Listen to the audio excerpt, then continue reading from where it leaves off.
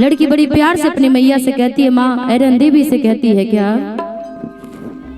सुरवल भाई कि बनल रहो नहीं हरवाए मैया, बनल रहो ससुरवा, किया है ऐसन बरवा दिह तू मैया कि सजल रहो से नूरवा, किया है ऐसन बरवा दिह तू मैया कि सजल रहो से नूरवा। थोड़ा सा हम चाहेंगे कि इधर जो मंच के पास लोग हैं थोड़ा सा साइड हो जाइए, कि बहुत सारे यूट्यूबर भाई भी आए हैं, थोड़ी सी उनको दिक्कत हो रही है। ऐसे ब्राइटनेस की जरूरत नहीं पड़ रही है, सूर्य भगवान बहुत तेज उगे हुए हैं, तो आप तो हमें देख पा रहे लेकिन मैं आपको नहीं देख पा रही हूँ। कि बनल रहो नहीं हरवाए मैया, अब बनल रहो ससुरवा, किया है ऐसन बरवा दिह तू मैया कि सजल रहो से नूरवा। डिमांड आ रही है चश्मे की, चश्मा लगाओ, अच्छा लगता है क्या मेरे में? अच्छा थोड़ी देर बाद लगा लूंगी फिर से। किया है ऐसन बरवा दिह तू मैया कि सजल रहो से नूरवा।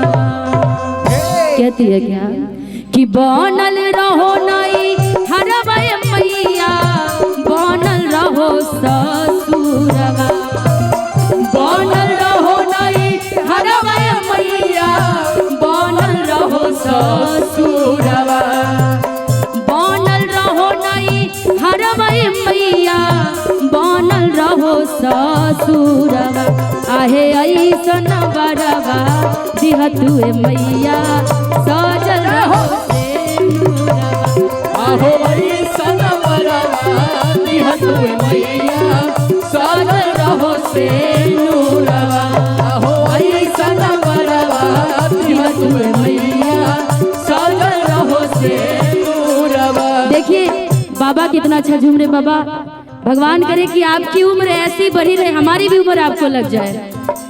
राजू भैया देखिए बाबा कितना अच्छा झूम रहे हैं। दुलारी बड़ी दुलारी बड़ी दुलारी, दुलारी बड़ी दुलारी बड़ी दुलारी, सबका से हई सुकवार हमार मैया दुलारी, सबका से हई सुखवार हमार मैया दुलारी, एहे ऐसन बरवा दिह तू मैया सजल रहो से नूरवा, आहे ऐसन बरवा दिह तू मैया देख ले पाठक भैया। से नूरवा। और एक तो हमारे सौरभ पाठक भैया हैं ही, साथ ही साथ राजू पाठक भैया, दोनों पाठक जी आज मिल करके देखिए पैसा उड़ा रहे हैं। यही खींचता है अपना अपना, देख रहे हैं ना।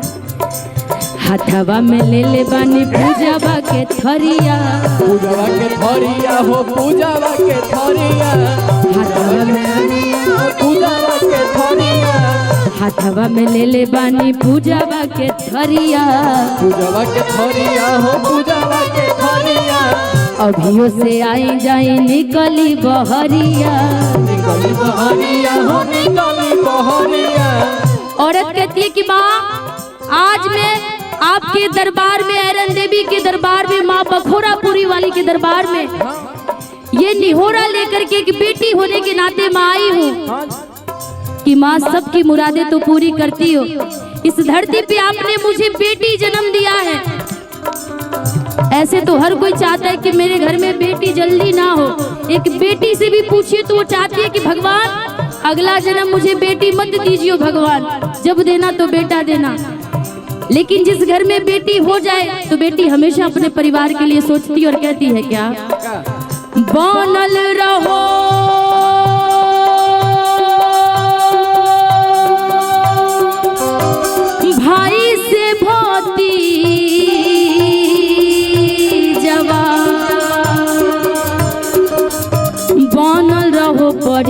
बारवा बनल रहो भाई से पति जवा बनल रहो आहे ऐसन बरवा दिह तुए मैया सजल रहो से नूरवा आहे ऐसन बरवा दिह तुए मैया सजल रहो से नूरवा आहो ऐसन बरवा सजल रहो से नूरवा मिया के डांड मैया लावेली झूलू हवा मिया के डांड मैया लावेली झूलू हवा किसनो भैया झूलुआ झूलावे कि भैरो भैया झूलुआ झूलावे आहे ऐसन बरवा दिह तुए मैया सजल रहो से बोले सच्चे दरबार की दिह तुए मैया सजल रहो से नूरवा बनल रहो नहीं हरवे मैया बनल रहो ससुरवा बनल रहो नहीं हरवे मैया बनल रहो ससुरवा आहे ऐसन बरवा दिह तुए मैया सजल रहो से नूरवा आहे ऐसन बरवा दिह तुए मैया सजल रहो से नूरवा आहे ऐसन बरवा दिह तुए मैया सजल रहो से नूरवा आहे ऐसन बरवा दिह तुए मैया सजल रहो से नूरवा आहे ऐसन बरवा दिह तुए मैया सजल रहो से नूरवा आहे ऐसन बरवा